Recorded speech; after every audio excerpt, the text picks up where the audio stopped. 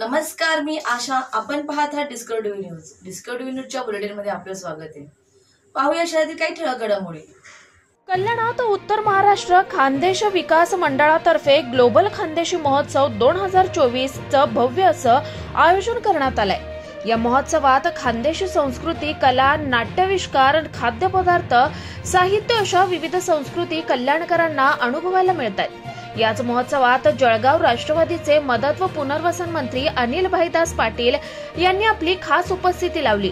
मंचावर नागरिकांना संबोधित करत असताना त्यांनी महाराष्ट्राचे मुख्यमंत्री एकनाथ शिंदे आणि खासदार डॉक्टर श्रीकांत शिंदे यांच्या केलेल्या विकास कामांचं कौतुक केलं.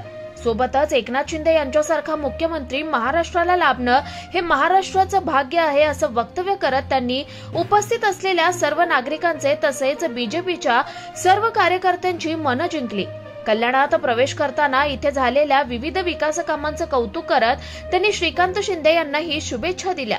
विरोधी पक्षात असतानाही सत्ताधारी पक्षातील नेत्यांनी केलेल्या कामांचं कौतुक करताना नागरिकांमधून टाळ्यांचा कडकडाट ऐकायला मिळाला.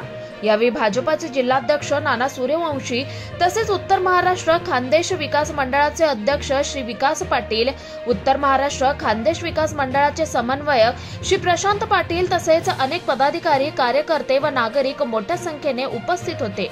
Bureau report, the Discovery TV news.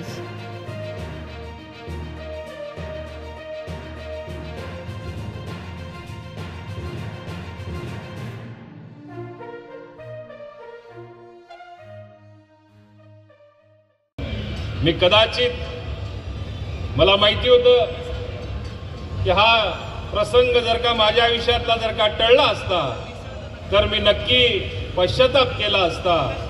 परत एकदा आपल्या मंडळाच्या सगळ्या पदाधिकाऱ्यांचं मनापासून या ठिकाणी मी आभार मानतो. तुम्हाला खूप खूप शुभेच्छा देतो. आणि आयबी सांगितल्यावर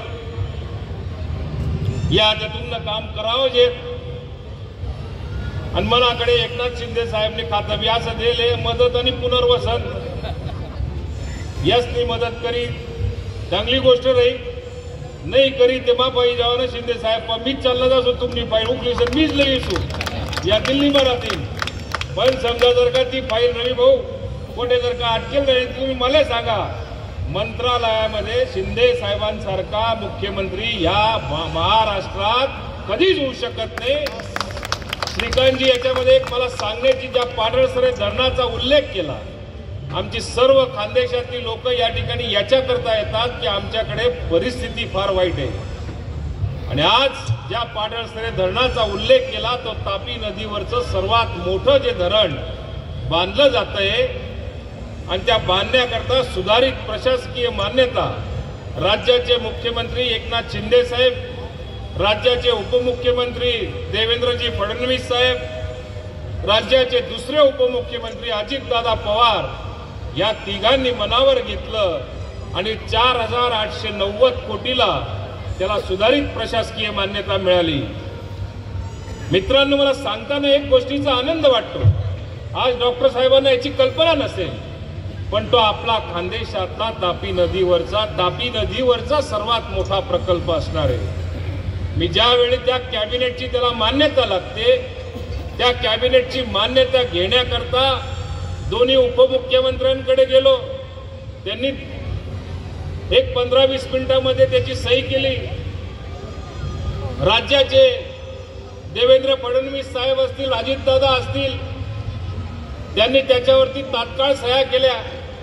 मला सुरुवातीला वाटलं की मुख्यमंत्र्यांकडे व्याप जास्त असतो, आता इथली सही कशी घेऊ हा सगळ्यात मोठा मला प्रश्न निर्माण झाला होता. पण ज्या दिवशी कॅबिनेट त्याच्या आदल्या दिवशी ज्यावेळेला मी मुख्यमंत्री महोदयांकडे गेलो, साहेब म्हटलं, मी त्यांना विनंती केली की खानदेशातला हा सर्वात मोठा प्रकल्प असल्यामुळे याला उद्याच्या कॅबिनेटमध्ये आपण जर का घेतलं तर खानदेशाचा कुठेतरी कायापालट होऊ शकतो. अशी ज्यावेळेला विनंती केली त्यांनी राज्याचा मुख्यमंत्री कसा असावा तो एकनाथ शिंदे साहेबासारखा असावा. त्यांनी ती फाईल माझ्याकडनं घेतली, काही तिला वाचलं नाही, काही तिच्याकडे बघितलं नाही, एका मिनिटात त्याच्यावरती सही केली आणि माझ्या हातात दिली. उद्याच्या कॅबिनेट नोट त्याची तयार कर आणि कॅबिनेट समोर आलं पाहिजे.